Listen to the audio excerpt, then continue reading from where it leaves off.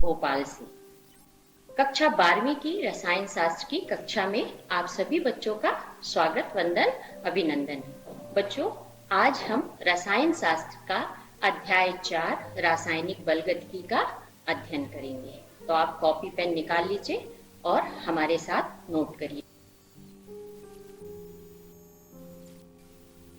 इस अध्याय में जो रासायनिक बलगतिकी का अपन अध्ययन कर रहे हैं, इसके अध्ययन बिंदु इन पे एक बार प्रकाश डालते हैं। क्या क्या पढ़ना है? पहला पॉइंट है परिभाषा, रासायनिक बलगतिकी क्या है ये पढ़ेंगे। दूसरा पॉइंट है अभिक्रिया वेग के आधार पर अभिक्रियाएं। तीसरा पॉइंट है रासायनिक अभिक्रिया की दर। चौथा पॉइंट है तात्कालिक दर। पांचवा पॉइंट है अभिक्रिया की दर प्रदर्शित करने की विधियां। और हमारा जो लास्ट पॉइंट है इसमें अभिक्रिया की दर को प्रभावित करने वाले कारक। चलिए बच्चों, शुरू करते हैं रासायनिक बलगतिकी। सबसे पहले हम ये देखेंगे कि रासायनिक बलगतिकी क्या है। इसकी परिभाषा पे अपन देखेंगे। बलगतिकी शब्द जो है बच्चों यहाँ पे, ये एक ग्रीक भाषा के शब्द से व्युत्पन्न हुआ है। काइनेसिस से हुआ है, जिसका अर्थ होता है गति। हमने ये देखा पिछली अभिक्रियाओं में कि ऊष्मागतिकी केवल अभिक्रिया की संभाव्यता बताती है, संभावना बताती है, जबकि रासायनिक बलगतिकी क्या बताती है? हमें अभिक्रिया की गति बताती है। तो एक बार हम परिभाषा पे प्रकाश डालेंगे कि रासायनिक बलगतिकी के अंतर्गत रासायनिक अभिक्रियाओं के वेग या दर, वेग को प्रभावित करने वाले कारक तथा अभिक्रिया की क्रियाविधि का अध्ययन किया जाता है। अर्थात रासायनिक बलगतिकी के अंतर्गत अभिक्रिया का वेग क्या है, अभिक्रिया के को कौन कौन से कारक प्रभावित करते हैं और अभिक्रिया की क्रियाविधि क्या है, उसका सम्मिलित रूप से अध्ययन इस रासायनिक बलगतिकी के अंतर्गत किया जाता है। आइए देखते हैं कि अभिक्रिया के वेग के आधार पर अभिक्रियाएं कितने प्रकार की होती हैं। तो यहाँ पे हम देखते हैं कि अभिक्रिया के वेग के आधार पर 3 वर्गों में अभिक्रियाओं को विभाजित किया जा सकता है। कौन कौन सी है? आइए देखें। पहली है ताक्षणिक अभिक्रियाएं। ताक्षणिक जैसा कि नाम से ही स्पष्ट है, ताक्षणिक यानी तेज। परिभाषा देखें। वे अभिक्रियाएं जो तीव्र गति से संपन्न होती हैं, सामान्यतः इन अभिक्रियाओं में आयनिक अभिक्रियाएं भाग लेती हैं। ये पॉइंट यहाँ बहुत महत्वपूर्ण है कि जो ताक्षणिक अभिक्रियाएं होती हैं उसमें आयनिक अभिक्रियाएं भाग लेती हैं। इन्हें आप नोट करिए। और इन अभिक्रियाओं को पूर्ण होने में लगभग 10 की पावर -14 से 10 की पावर -16 यानी 10 की पावर -14 से 10 की पावर -16 सेकेंड से भी कम समय लगता है। अर्थात ऐसी अभिक्रियाएं जो बहुत ही तीव्रता के साथ संपन्न होती हैं, वो कहलाती हैं ताक्षणिक अभिक्रियाएं। तो यहाँ पे कौन सी अभिक्रिया भाग लेती है? आयनिक अभिक्रिया। आइए उदाहरण देखते हैं। BaCl2 + H2SO4, इन दोनों, ये 2 रिएक्टेंट है। इन दोनों रिएक्टेंट में जैसे ही हम BaCl2 में H2SO4 मिलाते हैं, तुरंत BaSO4 का श्वेत अवक्षेप प्राप्त होता है। ये जो एरो दिख रहा है बच्चों, ये अवक्षेप है, मतलब BaSO4 यहाँ पे अवक्षेपित हो जाता है +2HCl। यहाँ देखते हैं Ba2+ आयन एक्वस है और SO4 ये एक्वस में रहता है, SO4 2- आयन। तो Ba2+ आयन और SO4 2- आयन ये आपस में रिएक्शन करके BaSO4 का श्वेत अवक्षेप बनाते हैं। तो ये आयनिक अभिक्रियाएं हैं जो तुरंत आयोनाइज्ड होती हैं और तुरंत अभिक्रिया करके अपना प्रोडक्ट बनाती हैं। चलिए आगे देखते हैं। मंद अभिक्रियाएं, जैसा कि नाम से ही स्पष्ट है, मंद अभिक्रियाएं। इसके अंतर्गत वे अभिक्रियाएं होंगी जो बहुत ही धीमी गति से संपन्न होती हैं। अर्थात वे अभिक्रियाएं जो अत्यंत मंद गति से संपन्न होती हैं, जैसे कि लोहे पर जंग लगना। लोहे पे बहुत धीरे धीरे बच्चों जंग लगता है और ये एक बहुत ही मंद अभिक्रिया का उदाहरण है। तो यहाँ आप उदाहरण भी नोट करेंगे, कॉपी में लिखेंगे और ये एग्जाम में भी पूछा जाता है। तो Fe जो होता है आयरन, ये नमी की उपस्थिति में Fe2O3 इंटू XH2O, ये बच्चों पूरा जो है जंग का फॉर्मूला है। तो ये जो जंग लगना है ये एक तरह से मंद अभिक्रिया है। तीसरे प्रकार की जो अभिक्रिया है बच्चों वो मध्यम अभिक्रियाएं हैं। मध्यम अभिक्रियाएं जैसा कि नाम से ही स्पष्ट है कि जो ना तो तीव्र होंगी और ना ही मंद होंगी, उनका जो बीच का भाग होगा वो उस तरह से संपन्न होंगी। अर्थात वे अभिक्रियाएं जो कमरे के ताप पर संपन्न होती हैं, सामान्यतः ये अभिक्रियाएं आणविक प्रकृति की होती हैं। यहाँ ये पॉइंट महत्वपूर्ण है, ये अभिक्रियाओं की प्रकृति कैसी होती है, आणविक प्रकृति की होती है। उदाहरण जैसे पहला उदाहरण हम देखें, एस्टर का जल अपघटन। एस्टर है ethyl acetate CH3COO C2H5 CH3COOH plus C2H5OH, यानी एथिल एसीटेट का जब हम जल अपघटन करते हैं तो एसिटिक अम्ल बनता है और एथिल एल्कोहल बनता है। इसी तरह से दूसरा जो उदाहरण है बच्चों, सुक्रोज का जल अपघटन। तीसरा उदाहरण है अमोनियम नाइट्राइड का अपघटन। चलिए आगे देखते हैं। अब रासायनिक अभिक्रिया की दर क्या है। दर से ही जैसे समझ में आ रहा है, नाम से ही स्पष्ट है कि रासायनिक अभिक्रिया की क्या स्पीड है, कैसे वो रिएक्टेंट आपस में क्रिया करते हैं। तो यहाँ हम इसको देखते हैं कि किसी रासायनिक अभिक्रिया की दर इकाई समय अंतराल में अभिकारक अथवा उत्पाद के सांद्रण में परिवर्तन के बराबर होती है। अर्थात जो अभिक्रिया की दर है उसे हम प्रदर्शित करते हैं कि अभिकारक के सांद्रण में कमी या कि उत्पाद के सांद्रण में वृद्धि। आइए गणितीय व्यंजक देखते हैं, ये बहुत ही महत्वपूर्ण पॉइंट है बच्चों, इसको नोट करिए अच्छे से। अभिक्रिया की दर को दो तरह से हम प्रदर्शित कर सकते हैं। कैसे कर सकते हैं कि किसी भी अभिक्रिया के सांद्रण में कमी की दर, मतलब कोई भी अभिकारक के सांद्रण में कमी जो होती है वो अभिक्रिया की दर को प्रदर्शित करती है, या किसी भी एक उत्पाद के सांद्रण में वृद्धि की दर को हम अभिक्रिया दर के रूप में प्रदर्शित कर सकते हैं। आइए देखते हैं। R is equal to P। R is the reactant मतलब अभिकारक और P इज द प्रोडक्ट अथवा उत्पाद। आइए देखते हैं। अब अभिक्रिया R का 1 मोल उत्पाद P का 1 मोल बनता है यदि T1 समय पर R का सांद्रण R1 और P का सांद्रण, P मतलब प्रोडक्ट उत्पाद का सांद्रण P1 है, तो T2 समय पर R का सांद्रण क्या होगा बच्चों, R2। ये जो कोष्टक दिख रहा है ये सांद्रण को प्रदर्शित करता है। अब देखते हैं P का सांद्रण T2 समय पे कितना हो जाएगा, P2 हो जाएगा। तो जो समय परिवर्तन है, ये डेल्टा जो दिया है बच्चों, ये परिवर्तन को प्रदर्शित करता है। तो जो समय परिवर्तन होगा delta T is equal to T2 minus T1। इसी तरह से delta R is equal to R2 minus R1। इसी तरह से delta P is equal to P2 minus P1। तो यहाँ हम देख रहे हैं कि ये अभिकारक में परिवर्तन की दर, ये उत्पाद में परिवर्तन की दर। अब आगे देखते हैं बच्चों। अब देखते हैं कि अभिक्रिया की दर हमें निकालनी है। तो R के विलुप्त होने की दर, अर्थात जो रिएक्टेंट है वो किस दर से विलुप्त हो रहा है, उसका क्या फॉर्मूला होगा, R के सांद्रण में कमी डिवाइडेड बाय सांद्रण के परिवर्तन में लगा समय। तो R के सांद्रण में कमी हमने पिछले उसमें देखा कि क्या होता है, सांद्रण में परिवर्तन minus delta R divided by delta T। बच्चों एक चीज हम यहाँ ये बताना चाहेंगे कि यहाँ जो माइनस साइन है ये सांद्रण में कमी को प्रदर्शित करता है, और जब कभी भी अभिकारक का हम लिखेंगे दर तो यहाँ माइनस साइन प्रदर्शित करेंगे। तो R के सांद्रण में कमी डिवाइडेड बाय सांद्रण के परिवर्तन में लगा समय इज इक्वल टू, इसे हम कैसे गणितीय रूप से लिख सकते हैं, minus delta R upon delta T। अब इसी तरह से P के उत्पन्न होने की दर, P मीन्स उत्पाद के उत्पन्न होने की दर को हम कैसे लिख सकते हैं, P के सांद्रण में वृद्धि। चूंकि जब रिएक्टेंट आपस में क्रिया करेंगे तो धीरे धीरे अभिकारक के सांद्रण में कमी होगी और उत्पाद के सांद्रण में वृद्धि होगी। तो यहाँ उसी संदर्भ में है कि P के सांद्रण में वृद्धि होगी, डिवाइडेड बाय सांद्रण के परिवर्तन में लगा समय। जैसा कि अभी अपने पिछले उसमें देखा गणितीय रूप में कि अब यहाँ प्लस साइन आएगा। क्यों आएगा बच्चों? क्योंकि यहाँ वृद्धि हो रही है। तो plus delta P divided by delta T। चलिए आगे देखते हैं।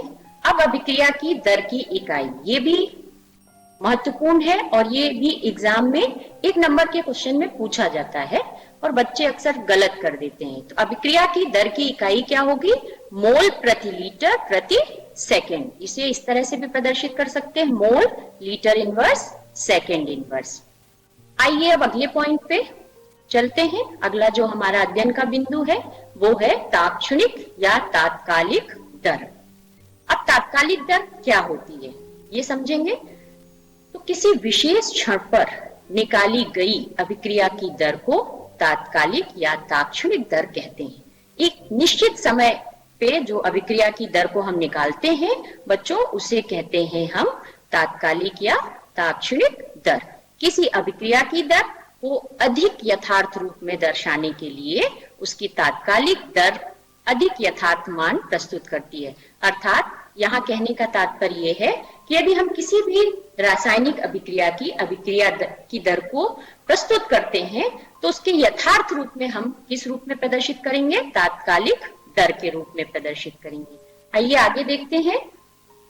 अब इसका व्यंजक क्या है, ये भी प्रश्न आता है। तो इसे हम अति लघु समय अंतराल अर्थात dt, डेल्टा t शून्य की ओर अग्रसर हो जब, तो यहाँ अति लघु समय अंतराल dt के लिए औसत वेग द्वारा प्राप्त कर सकते हैं। r औसत वेग बराबर क्या हो जाएगा? Minus delta r divided by delta t या delta p divided by delta t। जब t डेल्टा t इधर अग्रसर है बच्चों, 0 की ओर अग्रसर है, अर्थात r जो है तात्क्षणिक क्या निकलेगा? Minus dr upon dt is equal to dp upon dt। अर्थात तात्क्षणिक दर को हम कैसे प्रदर्शित करेंगे? माइनस dr अपॉन dt अभिकारक का और इसी तरह से उत्पाद का dp अपॉन dt।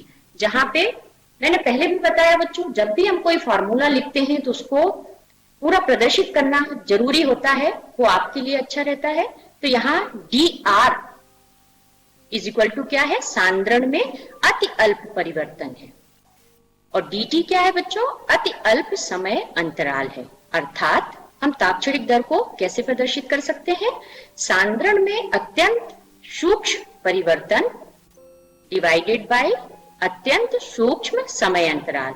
सांद्रण में अत्यंत सूक्ष्म परिवर्तन मतलब कि माइनस d रिएक्टेंट का लेंगे तो यहाँ पे ये देख रहे हैं हम, और अत्यंत सूक्ष्म समय अंतराल मतलब कि dt। आइए आगे देखते हैं बच्चों। अब अभिक्रिया की दर को प्रदर्शित करने की विधियां। अभिक्रिया की दर को हम कितने तरह से प्रदर्शित कर सकते हैं, यहाँ पे हम इसका अध्ययन करेंगे। तो चलिए देखते हैं कि अभिक्रिया की दर को गणितीय व्यंजक के रूप में निम्न प्रकार प्रदर्शित कर सकते हैं। कैसे? पहला है कि अभिक्रियाएं जिनमें सभी अभिकारक व उत्पाद समान स्टाइकियोमीतीय गुणांक में हैं। स्टाइकियोमीतीय गुणांक मतलब यहाँ इससे हम रिएक्शन से देखेंगे। यहाँ देखिए NO plus O3 is equal to क्या बन रहा है बच्चों? NO2 और O2। यहाँ सभी एक ही उसमें है, गैस स्टेट में है, और यहाँ हम देख रहे हैं एक मॉलिक्यूल NO का है, एक मॉलिक्यूल O3 का है, इसी तरह से एक मॉलिक्यूल NO2 बन रहा है और एक मॉलिक्यूल O2 बन रहा है। मतलब यहाँ अभिकारक और उत्पाद जो है वो एक समान है, इनकी संख्या समान है। तो वे अभिक्रियाएं जिनमें अभिकारक उत्पाद समान स्टाइकियोमीतीय गुणांक में है, ये इस तरह से प्रदर्शित करेंगे। दूसरा आ जाते हैं बच्चों, यहाँ पे हम आपको ये बताना चाहते हैं कि स्टाइकियोमीतीय गुणांक का मतलब क्या है। अर्थात अणुओं की संख्या अभिकारक व उत्पाद के लिए समान है, अतः अभिक्रिया की दर को नाइट्रिक ऑक्साइड या ओजोन के विलुप्त होने की दर से व्यक्त किया जा सकता है। देखते हैं ये रिएक्शन अभी हमने पिछले उसमें देखा है। अब इसमें हम देखते हैं कि अभिक्रिया की दर को कैसे लिखेंगे। तो NO के विलुप्त होने की दर बराबर ओजोन के विलुप्त होने की दर, क्योंकि हमें पता है ये अभिकारक हैं, ये धीरे धीरे अभिक्रिया करेंगे तो इनकी सांद्रता कम होती जाएगी। तो विलुप्त होने का मतलब है यहाँ पे इनकी सांद्रता कम होती जा रही है। तो क्या बना रहे हैं, NO2 प्लस O2। अब जब ये कम हो रहा है बच्चों, तो ये हमारा इसका सांद्रण बढ़ेगा, या इसके उत्पन्न होने की दर। तो NO2 के उत्पन्न होने की there is equal to O2 के उत्पन्न होने की दर।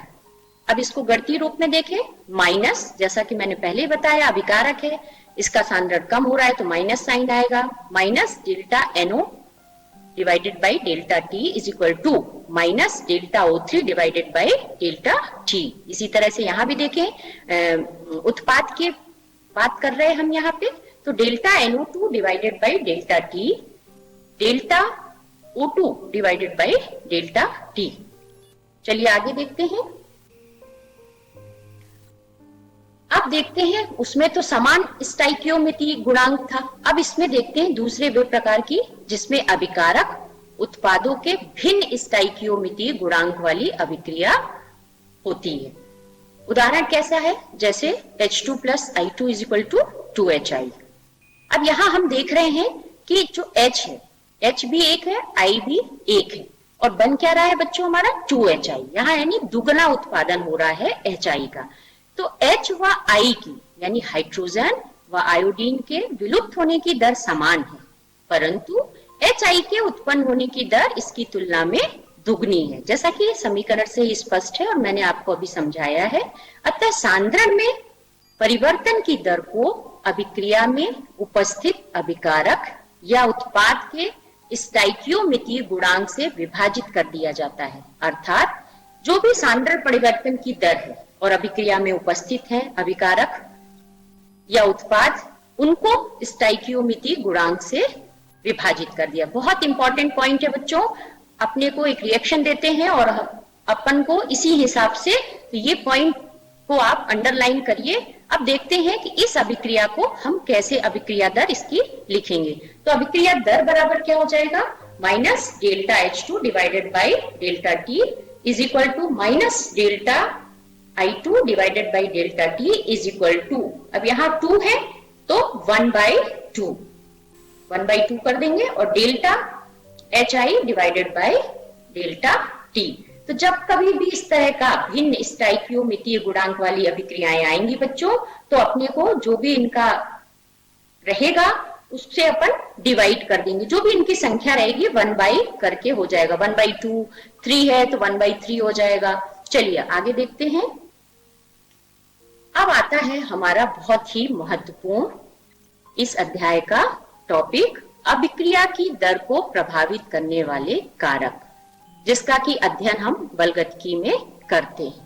अब अभिक्रिया की दर कैसे प्रभावित होगी, कब तेज होगी, कब धीमी होगी, तो यहाँ पे बच्चों ये 4 कारक आपको दिखाई दे रहे हैं, जो कि महत्वपूर्ण कारक हैं, जो किसी भी रासायनिक अभिक्रिया की दर को प्रभावित करते हैं। अब अभिक्रिया की दर को प्रभावित करने वाले कारक कौन कौन से हैं, सांद्रण, ताप, उत्प्रेरक और विकिरण। आइए अब इनका हम अध्ययन करते हैं कि ये किस तरह से किसी भी रासायनिक अभिक्रिया को प्रभावित करते हैं। रासायनिक अभिक्रिया की दर इनकी उपस्थिति में बढ़ती है या घटती है। सबसे पहला कारक जो है बच्चों, वो है अभिकारकों का सांद्रण। अभिकारकों का सांद्रण का मतलब ये है कि अभिकारक जो आपस में अभिक्रिया करके उत्पाद बनाते हैं, उनका सांद्रण यदि हम बढ़ा दें या हम घटा दें तो क्या रासायनिक अभिक्रिया की दर पर प्रभाव पड़ेगा। तो चलिए देखते हैं कि किसी भी अभिक्रिया का वेग क्रियाकारकों की सांद्रण के समानुपाती होता है। अर्थात बच्चों यहाँ ध्यान रखिए, ध्यान दीजिए कि किसी भी अभिक्रिया का वेग जो होता है वो कैसे बढ़ता है, उसके समानुपाती होता है सांद्रण के, क्रियाकारकों के। अब अभिकारकों का सांद्रण बढ़ाने पर अभिक्रिया की दर में वृद्धि होती है। नेचुरली है बच्चों, यदि हम क्रियाकारकों के सांद्रण के समानुपाती होगा किसी भी अभिक्रिया का वेग, तो जैसे जैसे सांद्रण बढ़ेगा अभिक्रिया की दर में वृद्धि होती जाएगी। यहाँ देखिए मैंने लिखा है कि अभिक्रिया का वेग जो है, rate of reaction is directly proportional to concentration of reactants. तो यहां मतलब अभिक्रिया का वेग समानुपाती होता है किसके? अभिकारकों के सांद्रण के। ये समानुपाती का चिन्ह है बच्चों। और जब ये बढ़ेगा, अभिक्रिया का वेग कब बढ़ेगा? जब ये बढ़ेगा तो अभिकारकों का सांद्रण जितना ज्यादा होगा, अभिक्रिया का वेग उतना ही तेज होगा। आइए देखते हैं दूसरा कारक क्या है। दूसरा जो महत्वपूर्ण कारक है बच्चों, वो है अभिक्रिया का ताप। ताप बढ़ाने पर अभिक्रिया का वेग बढ़ता है। नेचुरली है कि अभिक्रिया में जो अणु होंगे वो आपस में टकराते हैं और जिससे उनकी वेग बढ़ता है। तो जितना ज्यादा ताप होगा, अभिक्रिया का वेग उतना ही ज्यादा होगा। इसमें भी जो अभिक्रिया का वेग है वो डायरेक्टली प्रोपोर्शनल होता है ताप से। अर्थात जैसे जैसे हम ताप को बढ़ाते जाएंगे बच्चों, वैसे वैसे अभिक्रिया का वेग उसी दर से बढ़ता जाएगा। डायरेक्टली प्रोपोर्शनल जब भी कोई कारक होगा तो वो उस पे धनात्मक प्रभाव डालेगा। आइए देखते हैं तीसरा कारक क्या है, उत्प्रेरक की उपस्थिति। उत्प्रेरक की उपस्थिति में किसी रासायनिक अभिक्रिया की दर पर क्या प्रभाव पड़ता है? हम पिछली कक्षाओं में पढ़ चुके हैं कि उत्प्रेरक दो प्रकार के होते हैं, धनात्मक उत्प्रेरक और ऋणात्मक उत्प्रेरक। धनात्मक उत्प्रेरक वे होते हैं जो अभिक्रिया को बढ़ा देते हैं और ऋणात्मक उत्प्रेरक वे होते हैं जो किसी अभिक्रिया को धीमा कर देते हैं। तो आइए देखते हैं कि उत्प्रेरक अभिक्रिया की दर को बढ़ा या घटा सकते हैं। यानी किसी रासायनिक अभिक्रिया में यदि उत्प्रेरक उपस्थित है तो वो रासायनिक अभिक्रिया को प्रभावित करेगा। अब यहाँ पे दो तरह के हैं, जैसा कि मैंने अभी आपको बताया कि धनात्मक उत्प्रेरक ये क्या करते हैं, रासायनिक अभिक्रिया की दर को, ये जो साइन ऊपर दिख रहा है बच्चों, ये ऊपर का साइन का मतलब है बढ़ा देना। तो धनात्मक उत्प्रेरक अभिक्रिया की दर को बढ़ा देते हैं और ऋणात्मक उत्प्रेरक किसी भी रासायनिक अभिक्रिया की दर को घटा देते हैं। तो हम अभिक्रिया के ऊपर निर्भर करता है कि कौन सा हम उत्प्रेरक उपयोग करें। ऋणात्मक करना है, यदि अभिक्रिया की दर को बढ़ाना है तो धनात्मक उत्प्रेरक उपयोग करेंगे, और यदि अभिक्रिया की दर को कम करना है तो हम ऋणात्मक उत्प्रेरक का उपयोग करेंगे। आइए देखते हैं अगला कारक क्या है बच्चों, विकिरण का प्रभाव। रेडिएशंस, बहुत इफेक्ट पड़ता है रेडिएशंस का किसी भी रासायनिक अभिक्रिया के संपन्न होने में। तो हम ये देखते हैं कि विकिरण का किसी रासायनिक अभिक्रिया की दर पर क्या प्रभाव पड़ेगा। तो विकिरण की उपस्थिति में अभिक्रिया दर प्रभावित होती है। यानी यदि प्रकाश की उपस्थिति में कोई रासायनिक अभिक्रिया होगी तो वो बढ़ जाएगी, अभिक्रिया की दर क्या होगी बच्चों, बढ़ जाएगी। उसी प्रकार से यदि प्रकाश की अनुपस्थिति में होगा तो वो अभिक्रिया की दर घट जाएगी। ये नीचे एरो का मतलब है घटना और ऊपर एरो का मतलब है बढ़ना। यदि प्रकाश की उपस्थिति में कोई रासायनिक अभिक्रिया होगी तो अभिक्रिया की दर बढ़ेगी, और यदि प्रकाश की अनुपस्थिति में होगी तो अभिक्रिया की दर घटेगी। पांचवा जो कारक है वो क्रिया कारकों की प्रकृति है। क्रिया कारकों की प्रकृति का मतलब है कि क्रिया कारक, रिएक्टेंट जो अभिकारक हैं, जो आपस में क्रिया करते हैं, उनकी प्रकृति कैसी है, सरल अणु है कि जटिल अणु है। तो नेचुरली है कि यहाँ पे उनकी प्रकृति अभिक्रिया की दर को प्रभावित करेगी। यानी क्रिया कारक की प्रकृति जो है वो अभिक्रिया दर को प्रभावित करती है। तो यहाँ हम देख रहे हैं ये सरल अणुओं में, जो सिंपल अणु होंगे, सरल अणुओं की अभिक्रिया दर क्या होती है बच्चों, बढ़ जाती है, बढ़ती है। और जो जटिल अणु होते हैं वो उनकी अभिक्रिया दर क्या होती है, वो घट जाती है। अर्थात सरल अणु यदि रासायनिक अभिक्रिया में भाग ले रहे हैं तो रासायनिक अभिक्रिया की दर बढ़ जाएगी, और यदि जटिल अणु ले रहे हैं, कई सारे अणु आपस में भाग ले रहे हैं, तो रासायनिक अभिक्रिया की दर घट जाएगी। आशा है बच्चों अभी जो आपको पढ़ाया गया है वो आपको समझ में आया होगा, और आप इसको अपनी कॉपी में नोट भी करते चले होंगे। और इसके साथ ही साथ आपको एनसीईआरटी की अभ्यास पुस्तक में बहुत सारे ऐसे प्रश्न दिए हैं जिसे आपको अध्ययन भी करना है, और यह अध्याय बहुत ही महत्वपूर्ण है परीक्षा के दृष्टिकोण से। आइए कुछ महत्वपूर्ण प्रश्नों पर यहाँ पे हम नजर डालते हैं और इन्हें आप अपनी कॉपी में भी लिखेंगे।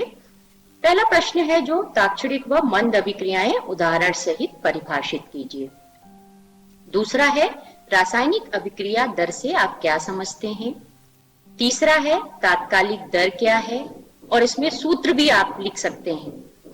इसी तरह से चौथा जो प्रश्न है वो है अभिक्रिया की दर को प्रभावित करने वाले कारक लिखिए। आशा है आप सभी अपनी कॉपी में नोट कर लिए होंगे। धन्यवाद बच्चों।